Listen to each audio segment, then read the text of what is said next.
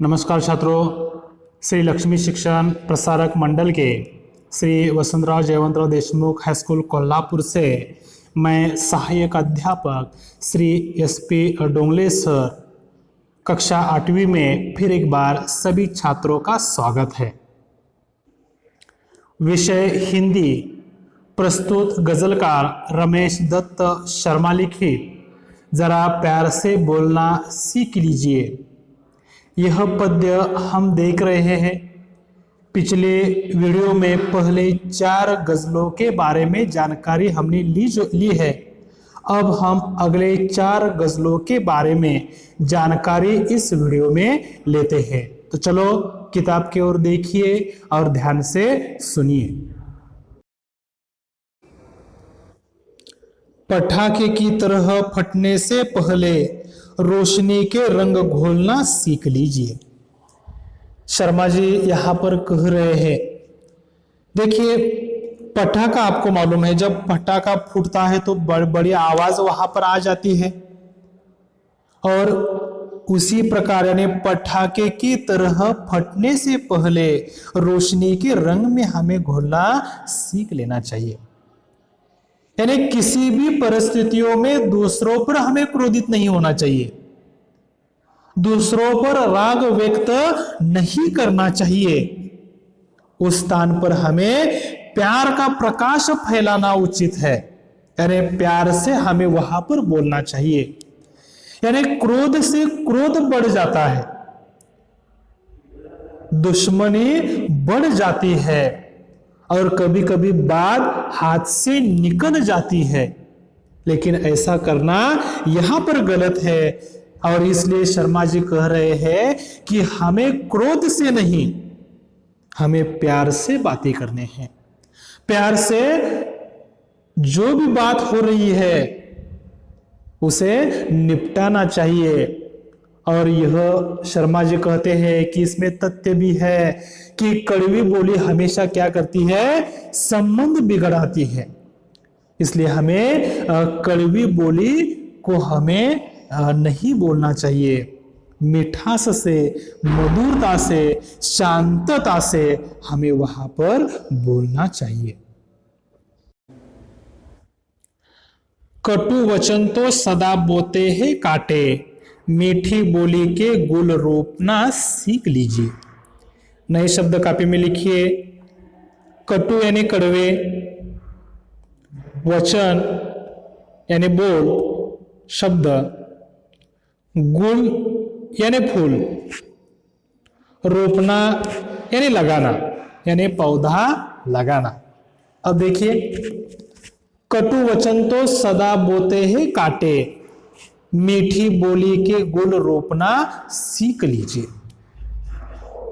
यानी जब हम कटु बोलते हैं, यानी कटु वचनों से कांटे ही मिल जाते हैं।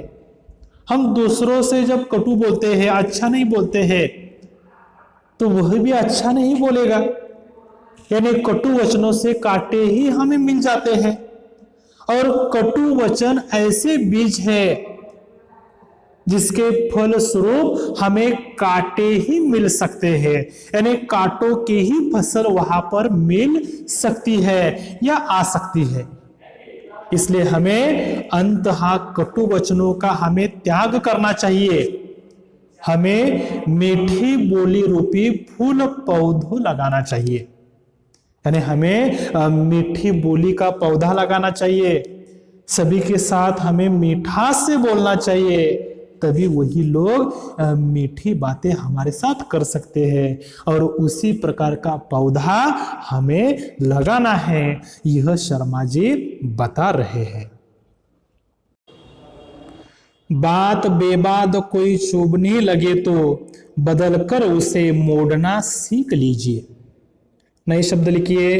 बेबात यानी बिना बात।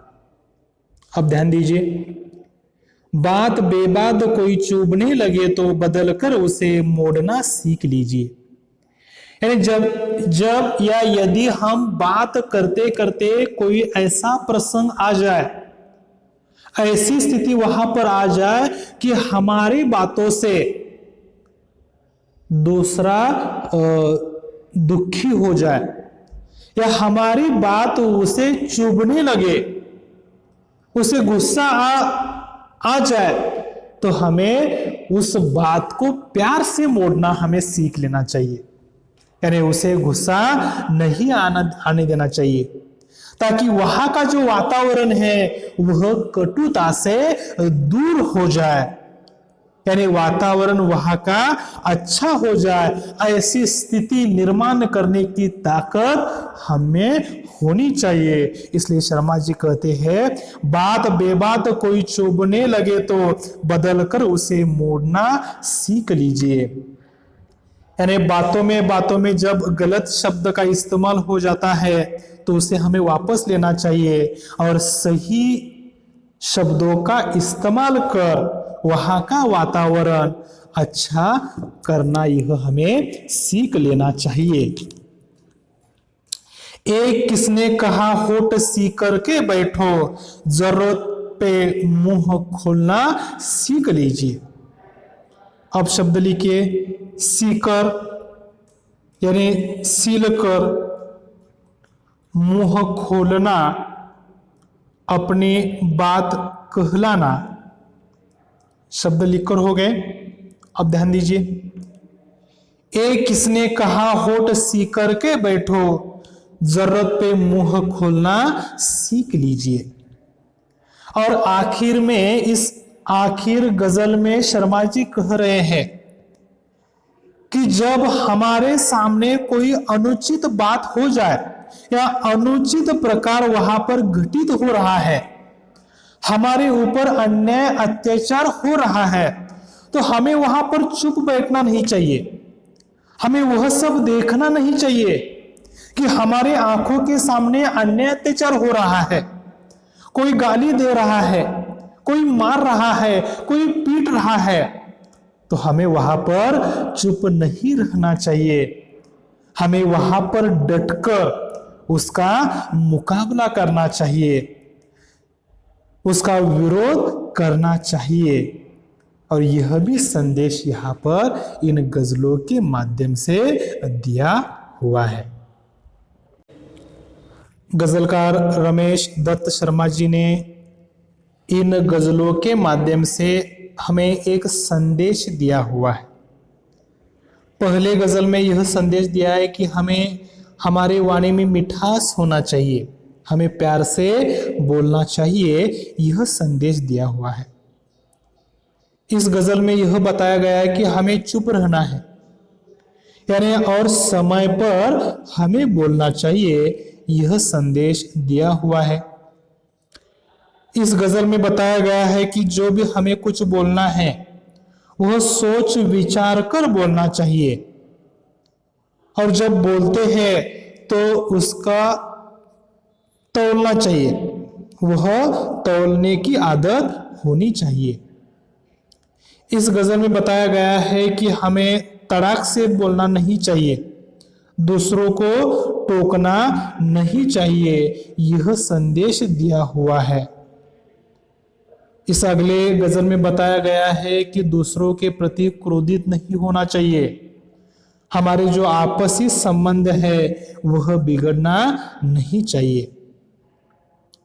इस गजल में बताया गया है कि हमें कटु वचन से सदा दूर रहना चाहिए और मिठास के पौधे लगाना चाहिए, यह संदेश दिया हुआ है। इस अगले गजल में बताया गया है बात करते समय जब चूक हो जाती है तो हमें प्यार से उसे वापस लेना चाहिए, यह संदेश दिया हुआ है।